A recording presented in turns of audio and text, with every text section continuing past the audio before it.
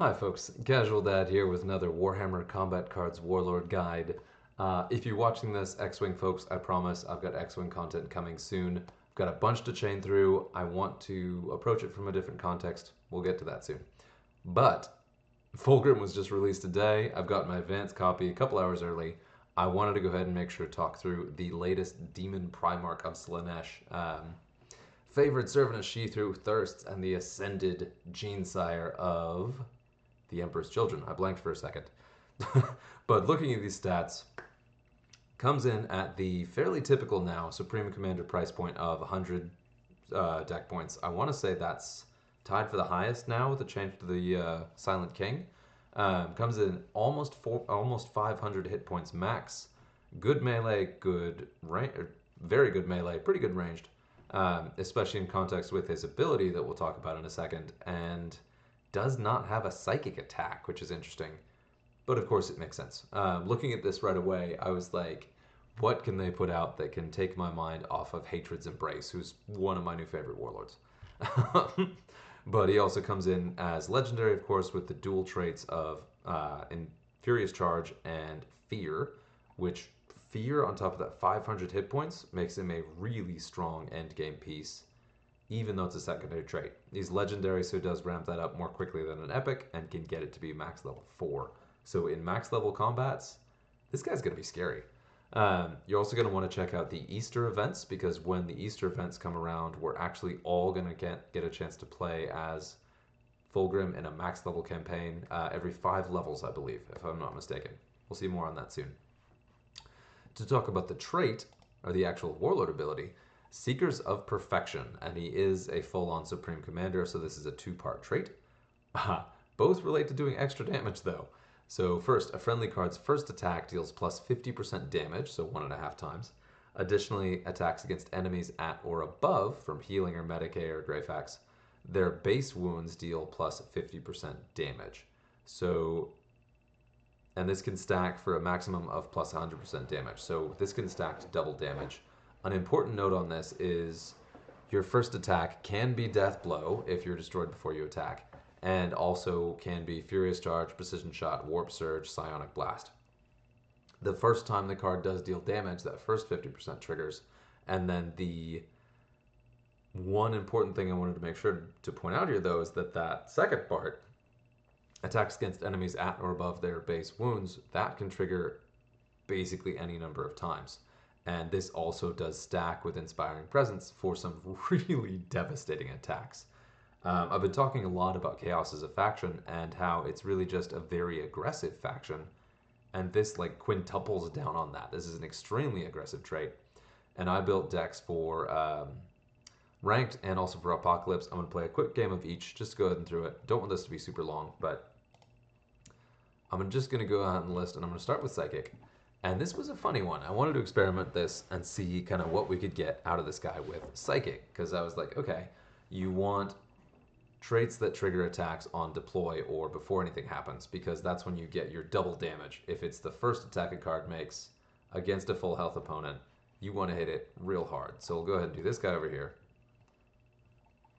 And then we got this Warp Surge, which hits really hard, and I'm laddering really aggressively, especially with Chaos, but still I have... I'm hitting decks that aren't super challenging yet because I've laddered very high, and so the matchmaking doesn't know what to do with me. So you saw right out of the gate, this guy's Warp Surge hit for nearly 100 damage and killed a Medicae card after a launch Medicae. Like that was a big hit. And then that poison attack went out, so this is just going to be here. But these are not particularly dangerous cards. This is a guy you almost never see. This guy you never see. But they're very cheap, and in a FULGRIM deck, hyper efficient for the amount of damage that they put out for their cost. It's pretty insane to see these. Like, I didn't lose a single card. And I'm over leveled here, but that's against a Guilliman deck. I should have lost at least something. And I almost did, just showing you how incredibly, like, face punchy and straightforward aggressive this deck is. Lost 2 cards there right after I said anything, but yeah, it's a lot. And FULGRIM himself, of course, sitting on just those traits, but when he did his Furious Charge attack, he just did that for the double damage. Not the double damage, the 1.5 times, because kill him and was hurt.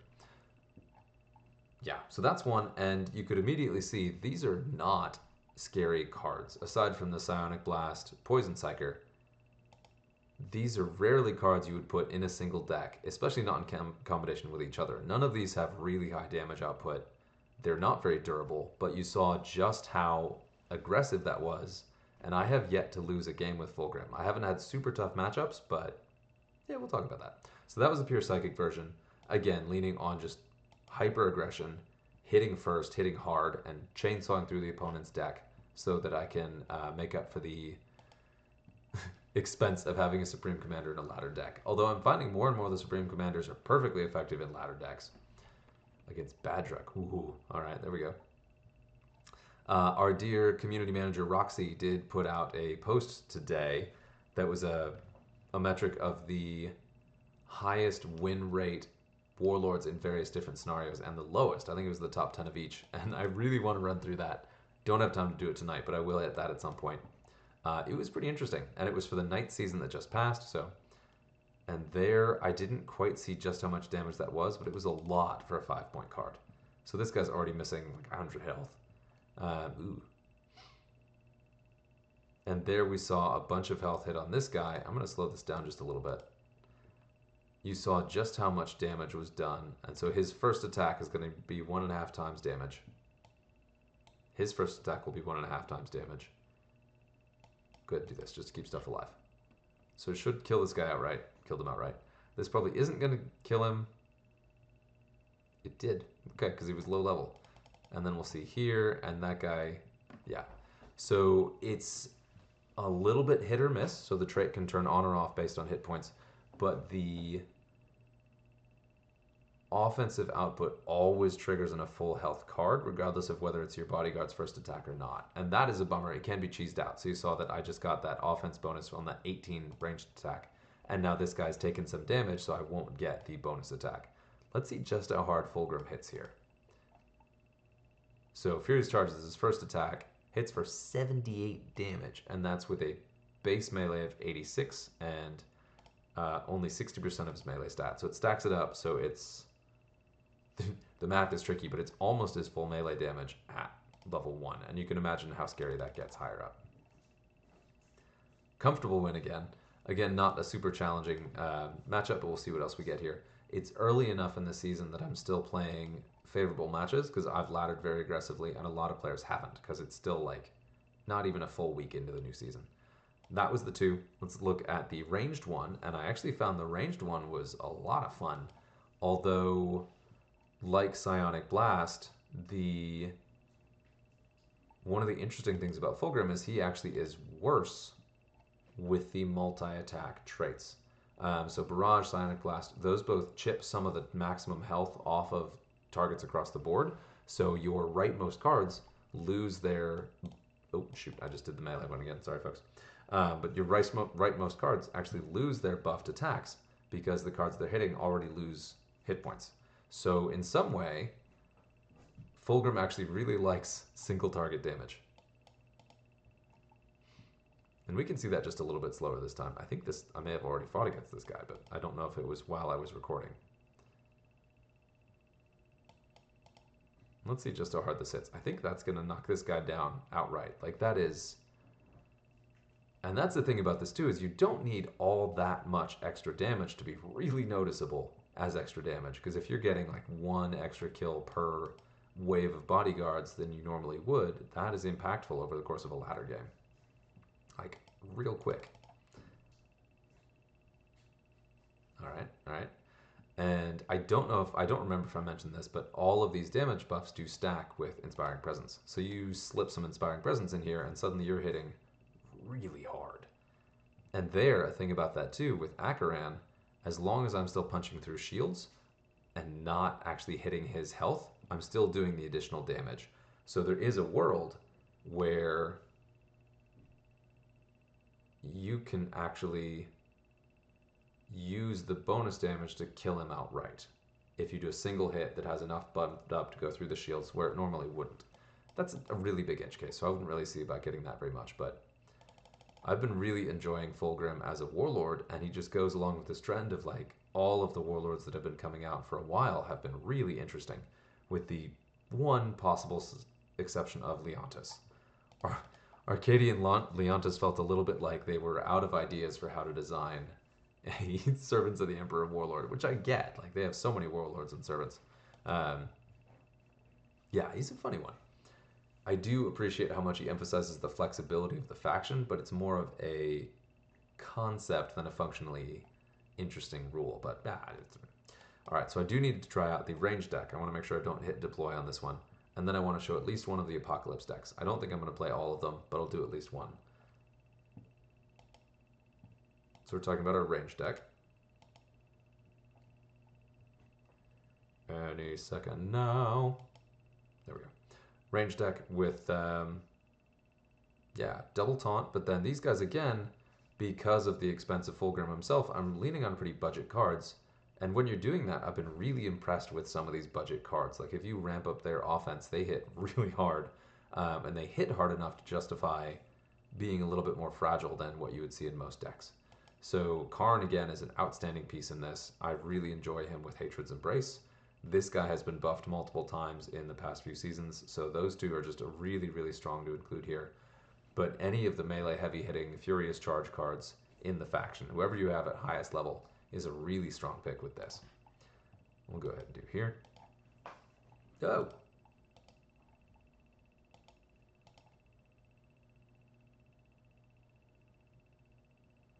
And to be clear here, you don't need Precision Shot, Furious Charge, or Warp Surge.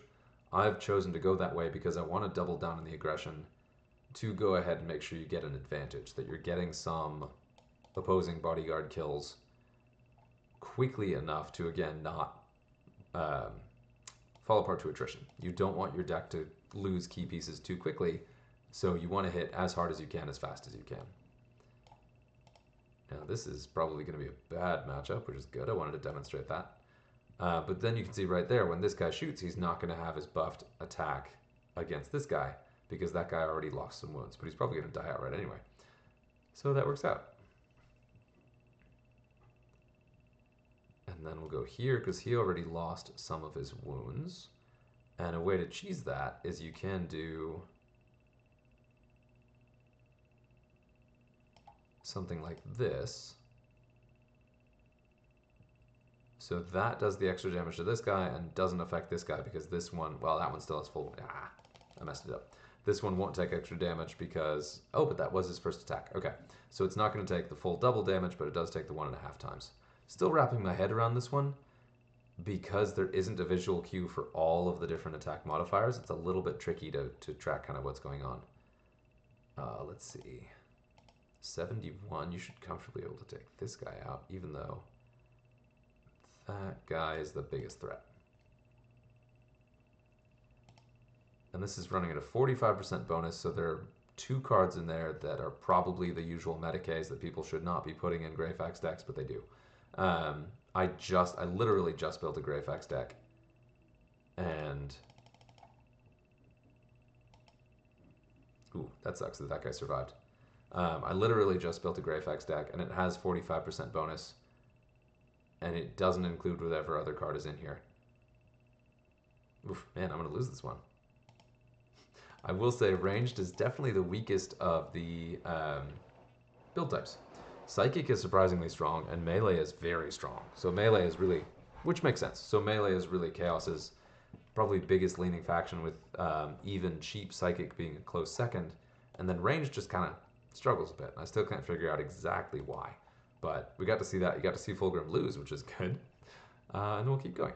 And I didn't even see what other card was in that Greyfax deck, so. Let's go on to Apocalypse. Having some connection issues, so we'll see. Yeah, there we go.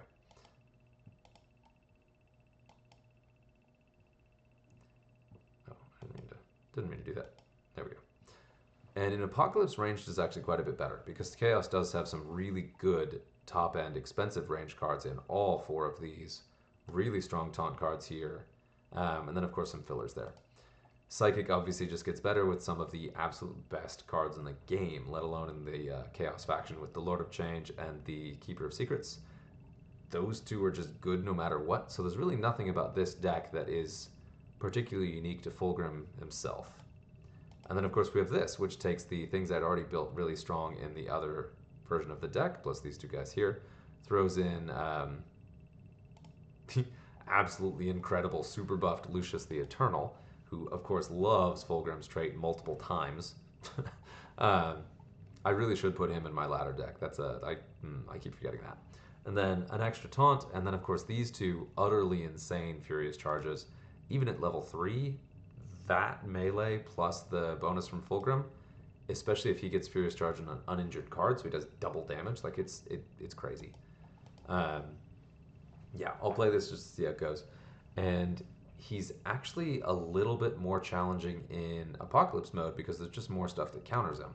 A lot of his ability, again, is based on hitting stuff fast and early, which the longer the game goes, the less chance you actually have to do that.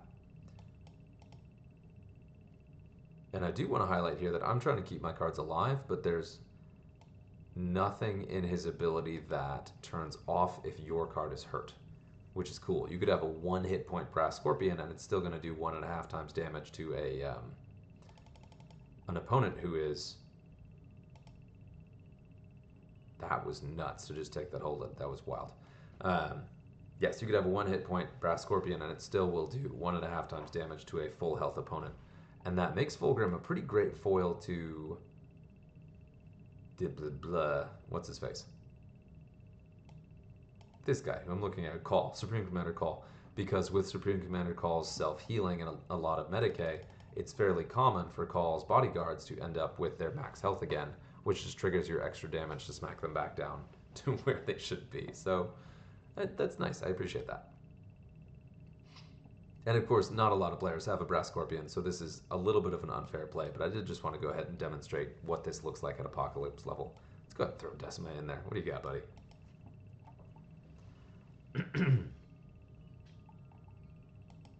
And this doesn't have a ton of the usual taunt and Medicae that I see a lot in Call decks, because there's just so many points. So it's a little bit easier to punch through this than usual, but you still see that incredibly buffed up offense coming out of this. And so I'm going to hit this guy. He just healed up. He's above his health, so Karn is going to hit him for 1.5 times damage. 160. Yeah. And then if he kills these guys, good luck, buddy. Splat. Yeah, I mean, so that 1.5 times damage really adds up the higher your base attack stat is. And if you have a card with Furious Charge and Death Blow, yeah, Furious Charge and Death Blow with 100 base damage, plus that ability, you're doing a lot of damage. Even if you only get your Furious Charge and Death Blow off, you're still doing huge amounts of damage with Fulgrim. And it's pretty great. I'm going to go ahead and do the Apocalypse level range, just because I like to show off range decks. I'm not going to do the Chaos one, or the Psychic one, because we all kind of know what max level Chaos Psychic looks like. Ooh, against Apocalypse tier Illic. Oh man. I've been going up against Illic a lot. And he's a scary customer for Fulgrim.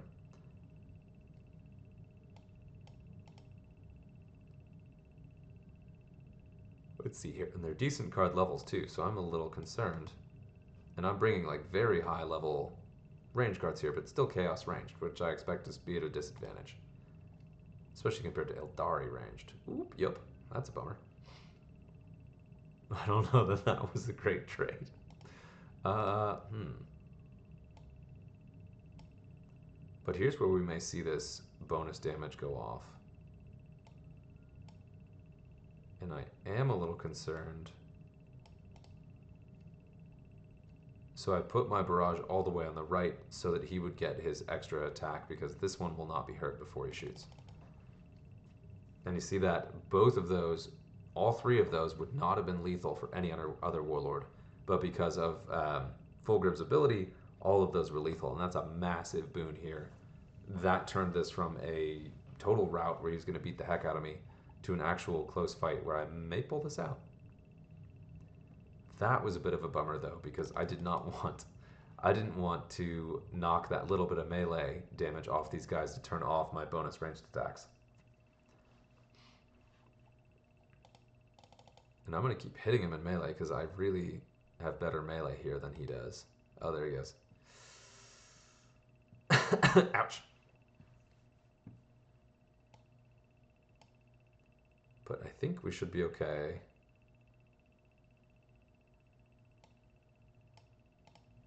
Oh, good, okay. Oof, man, for a second I couldn't remember if this guy's base range damage was over 100. Oh, no. Alright. This guy's so good. The Helldrake is an incredible card. And that's a bummer.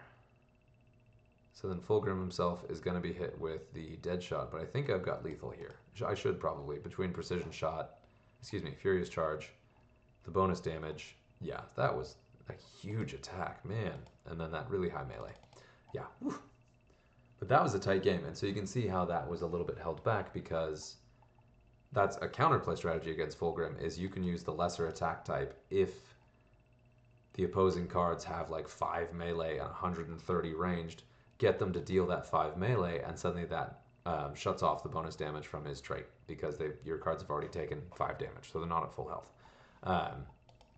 Yeah, so there is some counterplay there, and I really like that about it, where shields, taunt, yeah, there's a lot of ways that can turn off Fulgrim's ability, where if you're playing it as a player, it's really strong, but I don't think it's going to be overwhelming to play against. Yeah, especially since it's going to work best in single target, and so you'll have a lot of advantages in the abilities you can use that Fulgrim doesn't necessarily. Let's go ahead and run the Psychic one just to do it, just so you can see it. And then that's it, and then we'll leave it there. I'm going to publish this early without a fancy thumbnail and all that, and I'm going to come back and edit it down the road. But I wanted to get it up early so folks had a chance to see him before he officially releases at this point later today.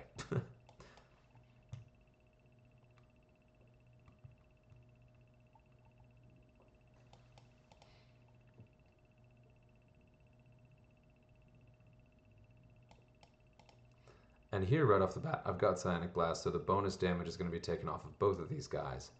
But also, that Psionic Blast does have the buffed damage, so you can actually see it do a lot of damage, a lot more damage than it normally would, especially from this guy. Wow, God, mine is max level Psionic Blast. That's crazy. I keep forgetting that he's that high level.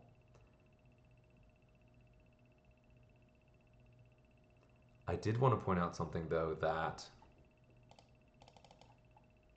the bonus damage that they do is damage taken by the opponent, right? And that matters because with somebody like Call, who increases the damage that you do, not the damage that's taken, that actually means that some cards, like Psionic, that is what makes Psionic Blast so powerful and Barrage so powerful, is it doesn't impact just the primary target, it also impacts the adjacent targets. Where with this one, if you have a Psionic Blast that's going to do bonus damage to a full health opponent, it's not going to do additional damage to the adjacent cards if they're not also at max health. So it is a little bit self-limiting too, where you don't get as much the trigger is per card and not per attack, if that makes sense. And I appreciated that small detail as I was starting to play this. I was like, okay, I see that. Because I saw a single target take a bunch of psychic damage from a Psionic Blast, and the adjacent ones take much less. Because that primary one took double damage, and the others only took that 1.5 times. Ooh, Parasite. But I got this comfortably. And there we have it. Get him, Fulgrim. And there it is. Fulgrim, our first Demon Primarch. It is really cool to see this. We've been waiting a long time to see the Demon Primarchs in the game, and of course with Fulgrim, that means the rest are coming. Now it's going to match the Games Workshop releases of the actual sub-faction codexes, so they're not going to come out back-to-back right away. But this means they're probably all ready, which is very exciting by itself. I just finished the book Betrayer, so personally I'm really excited for Angron. But yeah, I think Mortarion is one I am most curious to see how he works. And I think Magnus is... I don't see a way you could design Magnus as a warlord to not make him the most powerful in the Chaos faction. Because of the Psychic, because of how powerful Psychic cards are in Chaos, I think Magnus is going to come out swinging. Which, I mean, he should, as a Psychic warlord and possibly the most powerful Psyker in the whole universe. So, we'll have to see. Anyway, hope you enjoy him. Cheers.